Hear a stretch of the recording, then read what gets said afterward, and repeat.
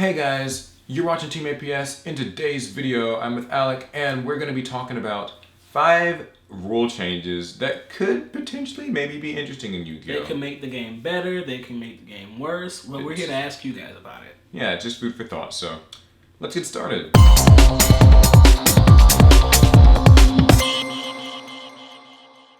First one is Mulligans. This is actually probably the one that I think, well, there may be others that get brought up more, but I think this is one that everybody kind of likes to consider is like, you get to reshuffle your hand. When I was a kid, it was already a rule. Yeah, I think for a lot of people, actually, that was kind of how it worked, right? Like, if you didn't like your hand, you just get to reshuffle it back in. So the question is, in today's meta, given how fast this game is and kind of how consistent top decks and really every deck in general is, I honestly could not afford that happening. Yeah, is that really like safe? You know, because a lot of times when your matchup really depends on if your opponent bricks or not. You want them to brick, you don't want them to mulligan. And like, you know, some people I think will say that like, well, you know, mulligans help low tier decks more than they help high tier decks comparatively, because, you know, high tier decks are more consistent as it is. But my argument against that is that it really doesn't, I mean like, we'll take a deck like, you know, Draco Palette has a very tough time ever really breaking. Yeah. When you give a deck like that the ability to cancel any potential breaking that it may find, then it just gets that much better. Like, low tier decks are still low tier decks. Like, a mulligan doesn't make them better. And when you think about it, is some people like to say, "Oh, this deck's only not good because it's not consistent." That's not true, actually.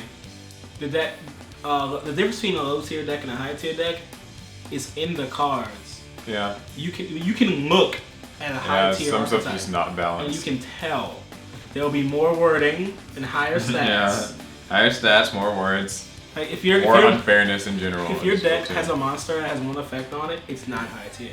So I think like with a low tier deck, you can also mulligan and just get just as bad a hand because your deck is more inconsistent. So regardless, you can get a worse hand or something. It's not guaranteeing anything. So I don't know. I'm in favor of trying out mulligans, but we'll give it like a sideways thumb. Yeah, I mean, I probably wouldn't suggest it too much. Sideways thumb. But what about Summoning Sickness? This is cool. Other games have that. Summoning Sickness, for those who don't know. For anyone who didn't know what a mulligan is, I didn't explain that. It's when you draw your opening hand, you can shuffle it back in and draw another hand. Yeah. But anyway, Summoning Sickness. I know other games have it. Yeah. Basically, you know, when you summon, you just can't attack that turn. That was actually in Force of Will when we played that. It was in a lot of games because I think it's in Magic. It was in Duel Masters. What do you think of Summoning Sickness? Is it really a good thing? Cause like for me, cause my first game was Yu-Gi-Oh. Any game that had Summoning Sickness in it, it kind of threw me for a loop. Cause I was like, what do you mean I summon and I can't attack with it? Yeah. It slows down the game state. But I honestly don't see how Summoning Sickness can help or hurt anything. I think it just exists. Yeah, I think it actually takes a lot of the charm out of Yu-Gi-Oh! Because I've said this in past videos, and you know, Yu-Gi-Oh's kind of broken. What makes it more fun to me than games like, say, Force of Will is the fact that, like, you get your hand in Yu-Gi-Oh! And, like, you can just start playing. Like, you can go off. You just summon and you just do your things. Whereas, like, with Summoning Sickness, it's just, like, you're just having to wait. And some people might say, like, oh, well, it slows, you know, it slows the meta decks down so you have a chance to fight back, but like, it slows you down. But yeah, if you can't attack back, then like, does it help you that much? It's like saying lose one turn is always on the field, but like if both decks are harmed rather equally, is it really like? It's not making a difference at that point. The matchup, like I don't know. Some cards get a lot better than Summoning Sickness. Maybe like Cosmo wouldn't be so good anymore, because Cosmo especially like would be like highly nerfed. Oh yeah, like. They not being an attack when they summon, that hurts. Because I think something like, you know, Pepe or Burning Abyss or even Mermels, they can manage to start making a more defensive, control-y field. But I think Cosmos don't have quite as much leverage. They're monsters. They get their effects on summon, and that's it. I mean, then they can trade out, but yeah. So maybe it would help and hurt some decks. I'm not sure I like Summoning Sickness. I'm actually gonna give it a thumbs down. Yeah. Because I don't. Hey, it'll make Tardier playable. Yeah. Tardier suddenly becomes like the new $50 card, and it's secret, so then the price is like going to go 5 million times up. So this is what I think a lot more people actually say most often. Increase the size of the extra and I guess side deck too. We'll just consider them one thing. I mean, I think I've been complaining about 15 cards and the extra's been too small for a long time now. I'm in favor of it. I can already we don't have to talk about this that much. I think more options is always better. I mean, and it's not gonna give any deck an advantage over another. Not really. Because if everyone can do it, it doesn't necessarily hurt or help anybody. And like these days, when you have to fit like Norden in your extra deck because you're running instant fusion and stuff, and like the people who are running out the brilliant fusion engine and they have to fit like Seraphinite. Yeah. It's like I get it. People might say like, oh well, that's balanced. Because it punishes you because it takes spots. But I don't really care about that. Like I think that anything that gives us more options like can only be good. Yeah. Same with siding. I mean, I play a lot of synchro decks, and there's so many things you can put in that you can't fit it all in. Yeah, it's fun. It gives you just a toolbox of sorts. So just a larger toolbox of things for different situations. Because it always sucks when you're building your deck and you kind of have to like make that sacrifice of like, well, I really want to run this one, but. Now, I want to bring up life point increase. Oh, yeah, there's something. Because I mean, is it necessary? Would it help? Would it hurt? It's really up there. Because sometimes you would think, oh, 8,000 is more than enough. But when you face things that OTK real hard, Pals, Cosmo, sometimes 8,000 feels constrained. Well, it just depends on what you make it. Like, are we talking like it just becomes 10,000? Because that's cool, but I don't know that it would make enough of it. Like, I think that too little an increase and it just doesn't make enough of a difference. Yeah, it won't change anything. Too big an increase and some games just start to drag. Like, yes, that's true too. I'm not saying it's bad though. I just think when people say it, they're kind of saying it as a result of like being salty about, Cosmos and Draco Pals OTKing them.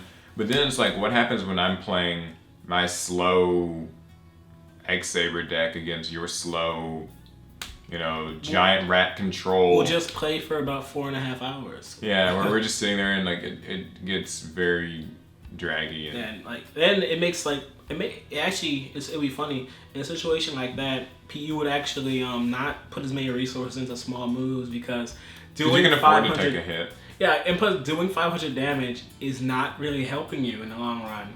So just save your resources for the bigger push. And also just because you can afford to take hits, right? Like you can I can just hold back because like I have enough life points. I just think it's one of those things where like I said, too little and it doesn't matter, too much and it just drags things down. But no matter how you look at it, meta decks are still gonna win. Like they're gonna beat you. So all this, or largely what this does is just makes low tier duels slow and meta duels are still gonna have the same result. I don't know. I don't want to give it like a thumbs down because I don't think it's like a bad idea. Yeah, it's one of those ideas that it can be good or bad depending on how it's implemented. Sideways thumb. Wait, wasn't the sideways thumb the same as the downwards thumb in like Roman days? Meh. I don't know. 3 o'clock. The 3 o'clock. Oh, I was doing 9 o'clock. So let's talk maybe main deck size increasing. I included this as separate because I think this is a slightly bigger conversation since people say this slows the game down, and I think that's a good thing. I actually don't think that's a good thing. I don't know if it is or not either. Like, let's say they increase it to 50. Like, I think of it for some reason I always think about it as if I'm holding a tournament point of view. If all the decks are now 50 cards, they're more inconsistent. It's more boring to enjoy, to watch. Yeah. The tournaments will run a lot longer because you would think that it's only 10 cards, but it takes just a little bit of inconsistency, and a game can take a lot longer. I mean, I see the benefits, right? Like, it is a hard nerf to certain strategies. Things like Exodia and like Chainburn just immediately hurt from this. And that's fine with me. I don't really like those decks. I'd rather ban cards than make a rule that hurts them. Yeah, it's not like the low tier decks with the life points increase. You increase the main deck size, they get more inconsistent, and games just kind of drag because it's even harder for these low tier decks to pull their combos together. And it doesn't nerf the high tier decks, it just slows them down slightly while slowing everything else down even more moderately rather. And it's like, is it what's it really changed? It doesn't open anything new, right? Like it doesn't change, like it's overall everything is slower now. Yep. Nothing. No one gets higher on the list. No one gets lower on the list. Because everyone is slower. And my sort of special shout out, honorable mention, we'll say is this isn't like a rule change, but I think Konami needs to bring back match winners. Yeah. I don't know, like some of you players might not know what that is. Match winners are just those monsters that, you know, those ones that say if this card attacks your opponent directly and decreases their life points to 0, you win the match. Those are cool. I think those should exist in this game. Me too. Victory Dragon. Bring back Victory Dragon. Like, and all those other match winners. They're like, this card can't be used at all because they're not that broken. Like, most of them are not that broken, and they have to attack their opponent directly, and they have to reduce their life points to 0, and they usually have no other effects outside of that. Yeah. So you can just like fiendish this. Like, I mean, like it's anyway. You'd have to build, like, people have to build decks devoted to it. And you'll have to keep honest and make sure you have things in your side ready for decks that will run match winners. And it is funny about it, you don't really decide for a match winner. You kind of just adjust There's for it. There's a thing, like, I digress, but I think just as a fun fact, that would be a good time. Bring them back.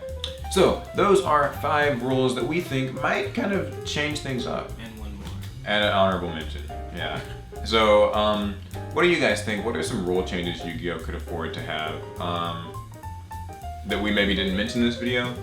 And yeah, I still think that any card that says destroy should also mean negate. I know some kids would agree. So that's the vid. Hope you guys liked it. You can follow us on social media. Yes. I would shout out other things. I have no clue when I'm gonna upload this. So just hope you liked the video. Thumbs it up if you did. Share that stuff in the comments. And we'll see you in the next one. Wait, before we go, so we don't know we're gonna upload this. We should make a prediction about the future and the updated. So YCS Dallas was a lot of fun, or YCS Houston. I was gonna say, and congratulations to Alex winning YCS Houston. Oh yeah, good or that. Yeah. All right, bye guys.